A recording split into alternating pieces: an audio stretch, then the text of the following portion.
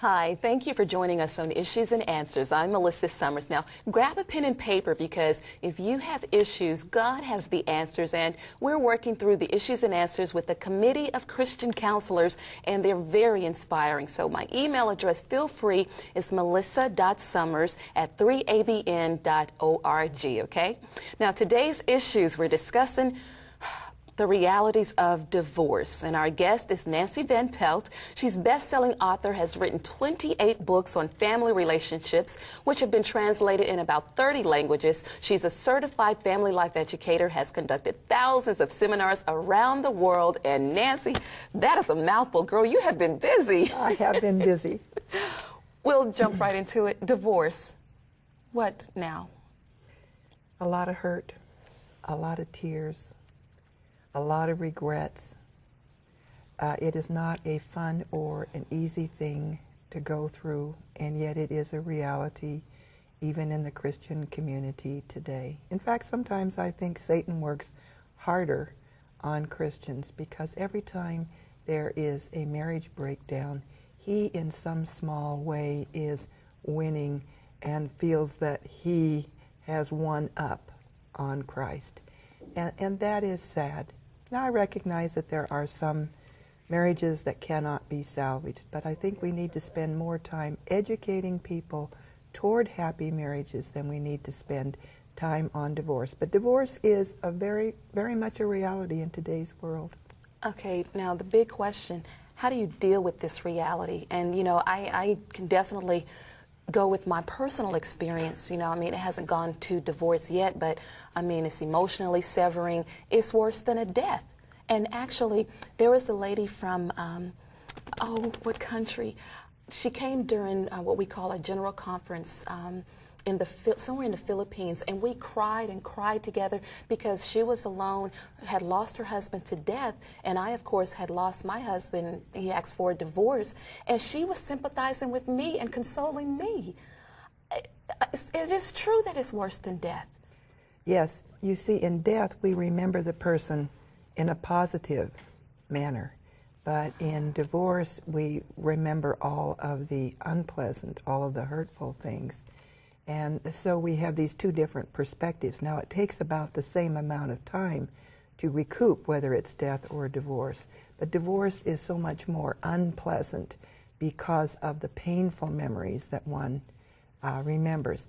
You see, when we fall in love, we have been selected by somebody. Out of all the people in the world, we are the chosen one. And what happens to our self-esteem? Our emotions and our self-esteem soar. We are walking on top of the world.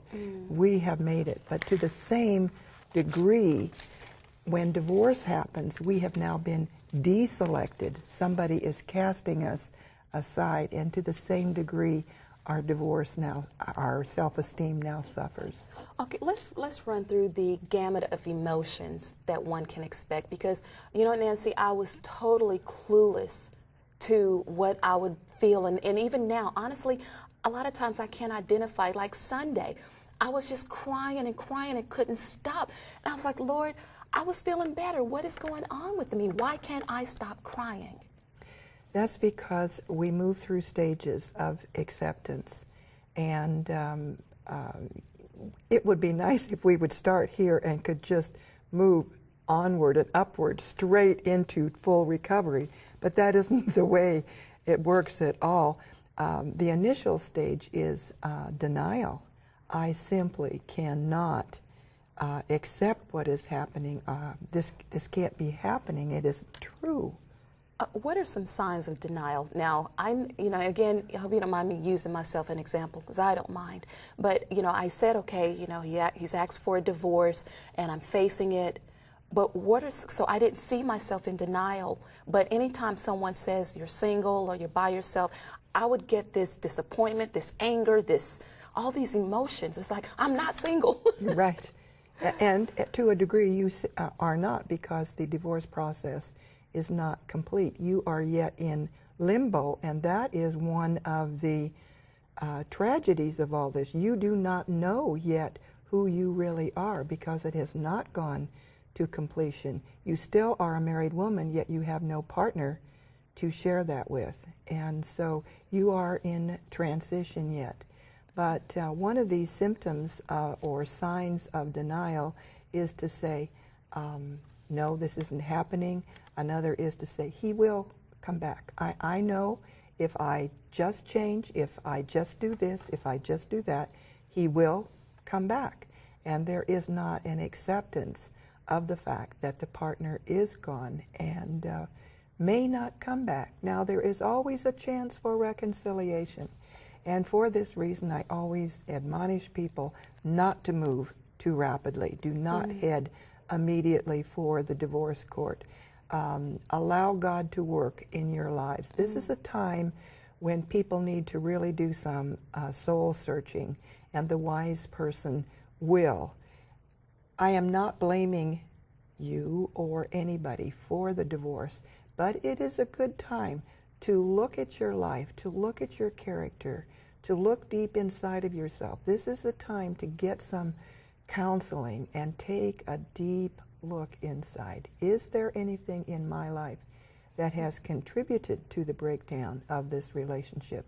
Sometimes the person will find that they are not at fault at all. Other times people will find, I see, because I have this character flaw or this personality defect, yes, I am at fault. So the wise person will take a deeper look at themselves. Okay, so dealing with denial. So from denial, what else? The next stage is a total feeling of worthlessness. Now, when we talk about total feeling of worthlessness, this is a self-esteem issue, and it has to do with this feeling of being cast aside and not knowing who you are anymore because you were a married person. Now you're not. I'm thinking of a very good friend of mine who was married to a physician, and he cast her aside and asked for a divorce to marry her best friend.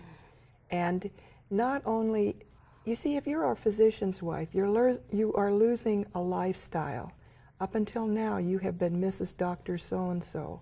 All of this was being cast aside. So she is losing a lifestyle that she had never known anything else but that. So who is she? She had to find out who she was. The feelings of bitterness and anger that can come through this process was tremendous. In this particular case, not only did he cast her aside, but he wanted their 3 children. And a doctor is in a good position, shall we say, to purchase his children, to buy the children away. And so the first one, he said, your mother can't afford to buy you that ATV you want, but I can get you this big bike, you know, whatever. And so the first one, loyalty and affection of the child. The second one, he said, you know, he says, I can buy you that Porsche you want. I'll let you take it to the show, you know. So pretty soon, not only had she lost her husband and a lifestyle, but she had lost all 3 children. And the hurt inside of her was so tremendous that one night, in the middle of the night, she felt she couldn't handle it anymore, and she ran outside in her night clothes, almost totally unaware of what she was doing, threw herself on the grass and said, Lord, you must take this from me right now. I can't handle it anymore. And she said it was gone, just like that. You know, Nancy, and let's elaborate on that, because a lot of times we hear people talk about on all of these, you know, shows and so forth about divorce and dealing. That is so true, because there have been several times here at 3ABN, you know, just dealing with the emotions of the potential of a divorce and separated from my husband, that I said, Lord, I can't do anything else. I'm emotionally stripped. I'm broken. Help me. Crying out, pleading out.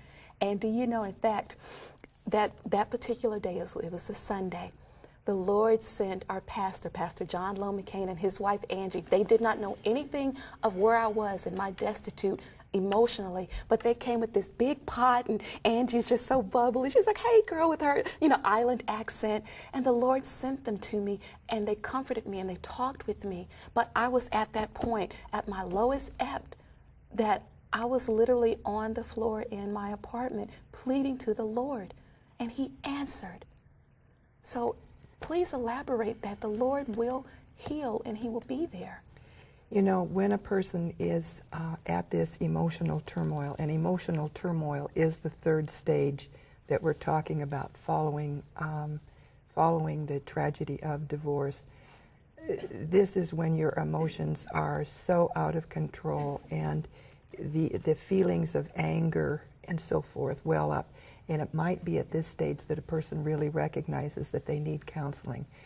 But for this reason that we're talking about right now, this is why Christian counseling is what is really needed. You see, a worldly counselor can have all the psychology. They can know all the stages of grief and so forth, but they can only lead you so far, because it is only through our Lord. He's the only one that can take that load away from us. Otherwise, the counselor can only lead you so far, but he's the one that can clear it from our heart and our minds. Not that it will ever be forgotten. The scars will always be there, but He's the one that can do the healing in our lives. Does it always happen like this, like my friend? No. Sometimes it's a gradual process, but He's the one that can do the final healing in all of this. As a Christian counselor, you have someone coming to you like your friend. What is some of the advice that has been most profound, most helpful as a counselor for someone that maybe in their Christian walk they're not aware, they don't want to hear, okay, pray to God and He'll answer it? Right. One of the things that I frequently have people do with all their hurts and resentments, all their anger, is start keeping a diary, start writing it out. There is something extremely therapeutic by keeping a journal or a day-to-day diary, and then they have to bring it to me and read it to me.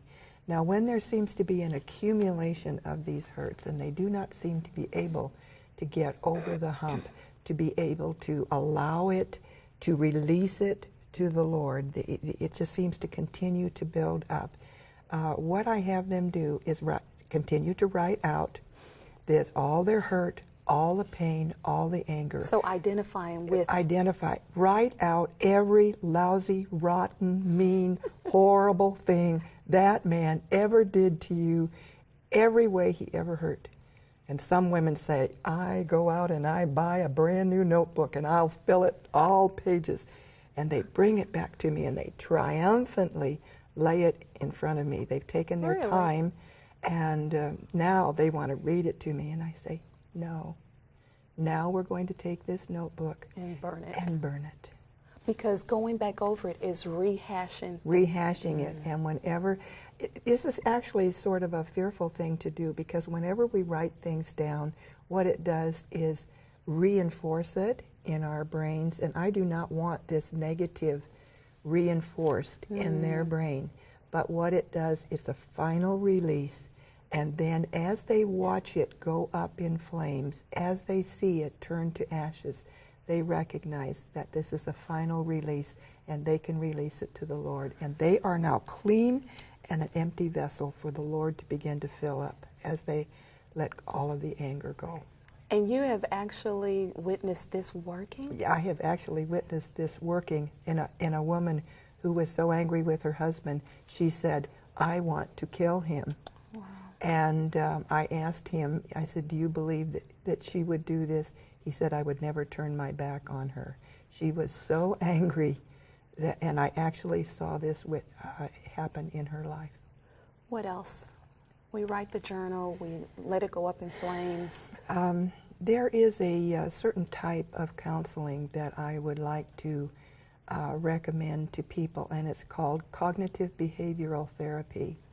There are counselors and there are counselors. First of all, it needs to be a Christian counselor. I believe that the Christian aspect of this is so important. Not just going to any, shall we say, county mental health clinic. Mm-hmm. They, again, may have certain skills, but they can only take you so far. Mm-hmm.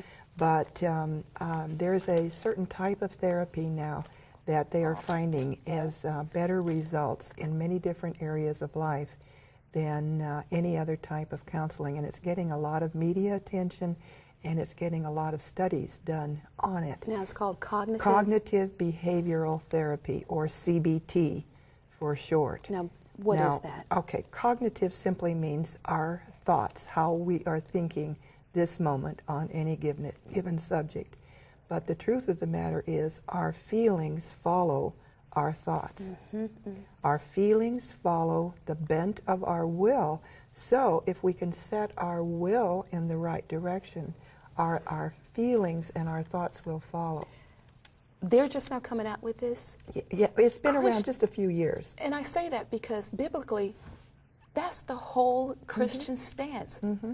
The flesh surrenders to the will. You don't give in to the flesh. You give in to the will. And it starts in the mind.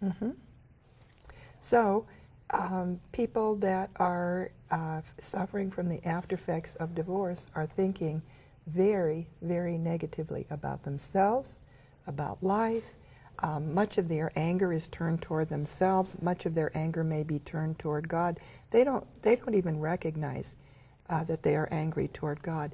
But if we can change their thinking, we can change the direction of their lives.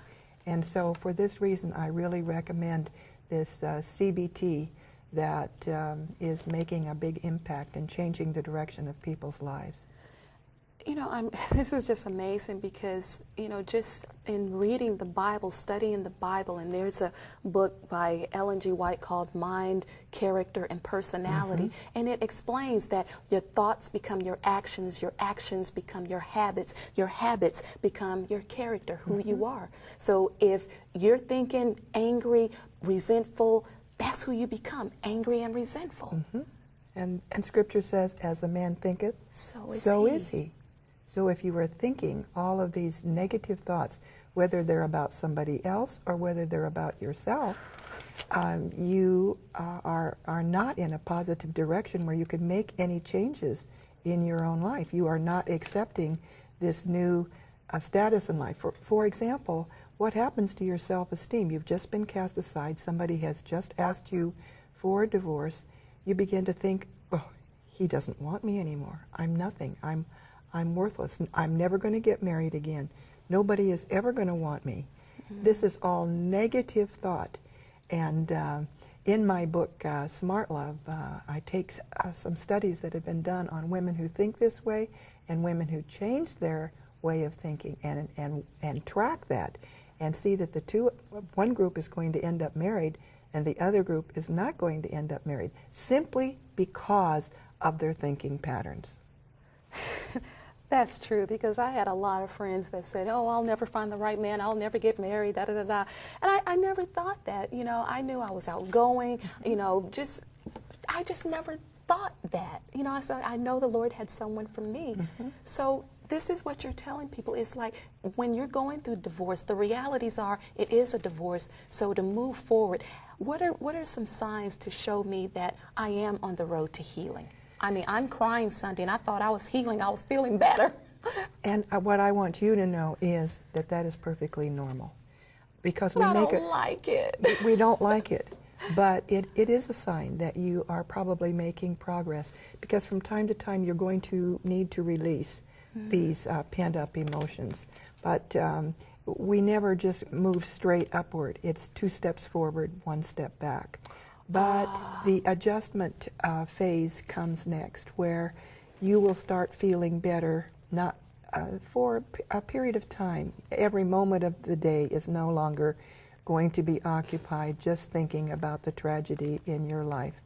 So you can cope for longer periods of time, and you will find these intense periods of grief affecting you less and less. That's remarkable, because that's exactly and it's like, it amazes me that it's this consistent, you know, straight across the board with people, but we're clueless, because I'm telling you, it's like, what is wrong with me? I was feeling fine. Why am I crying? Why can't I stop?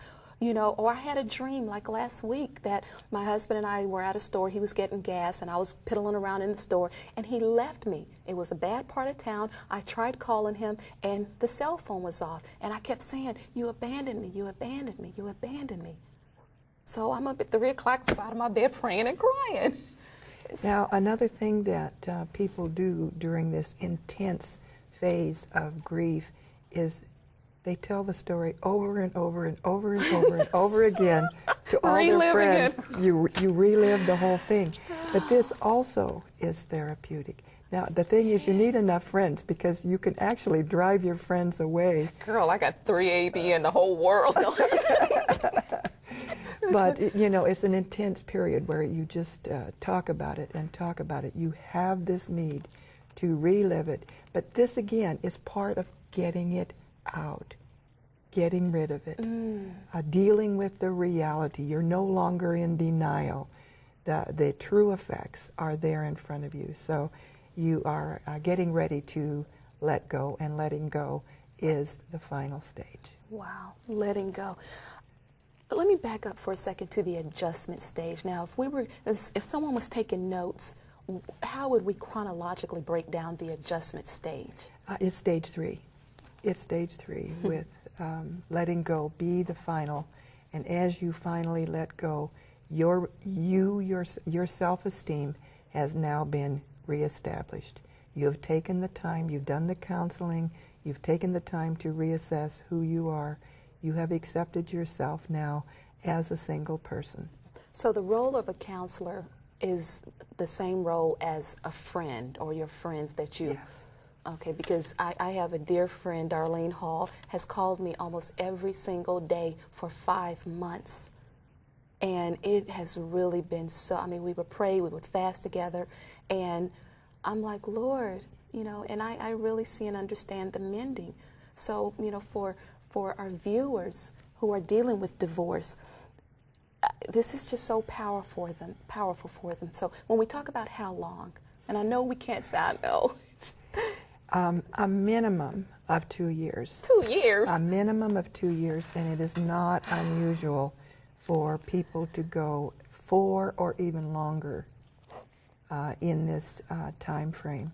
But it is next to impossible to deal with everything that needs to be dealt with in the aftermath of divorce in less than 2 years. Now, let me just mention one other aspect. Can you begin to see all of these phases that we've just talked about and how dangerous it would be to start another relationship when you have not finished grieving the loss of the last relationship? Oh, Nancy, we're going to have another show. We're going to have to deal with that. We just can't brush over that one. Okay? So you will come for another show? I would be happy. Well, let me ask you about this one. 2 to 4 years.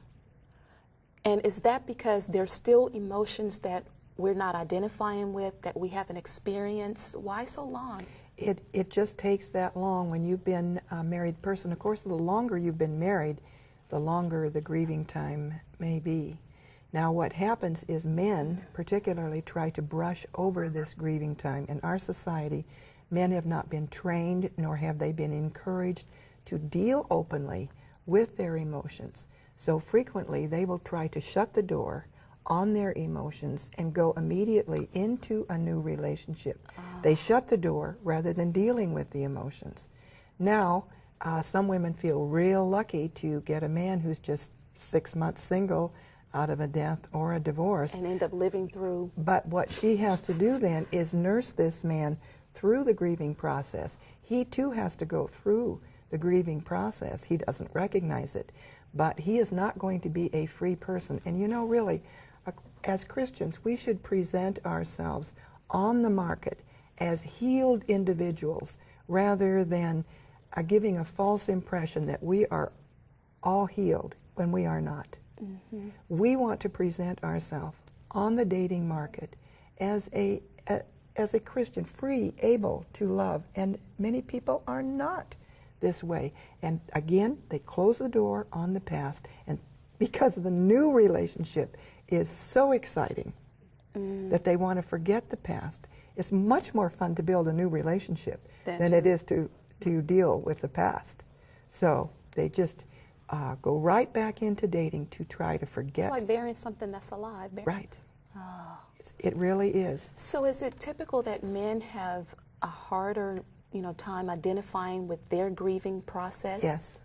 So they go through grieving even if they're the ones that want the divorce? Yes. It doesn't matter if they have initiated the divorce or not. Everybody must go through the grieving process. Some will take it, we can't predict. 2 to 4 years is an estimate. Mm-hmm. But from the best grief counselors out there, that is the estimate. And some will even go as far as to say 7 years. But 7 years later, 7 years later, if a woman is still setting the table for her husband who has passed away and still talking to him, we are talking about a person who has not completed the grieving process. And this happens too. Okay.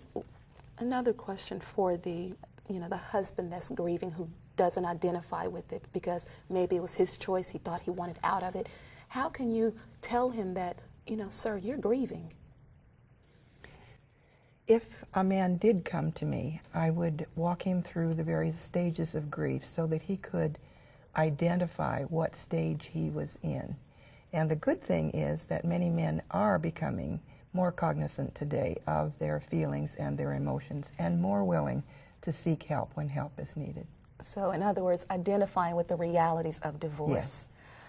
Nancy, before we go any further, what is your website? My website is www.heartandhome.com. Okay, www.heartandhome. H-E-A-R-T, and then the letter N, and the word home, H-O-M-E. Okay.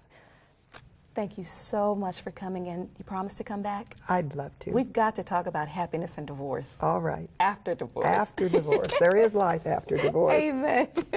Thank you so much for joining us for this edition of Issues and Answers. And you know what? Whatever issues you have, God has the answers, and you have us. So make sure you email me at melissa.summers@3abn.org. God bless till next time. Bye.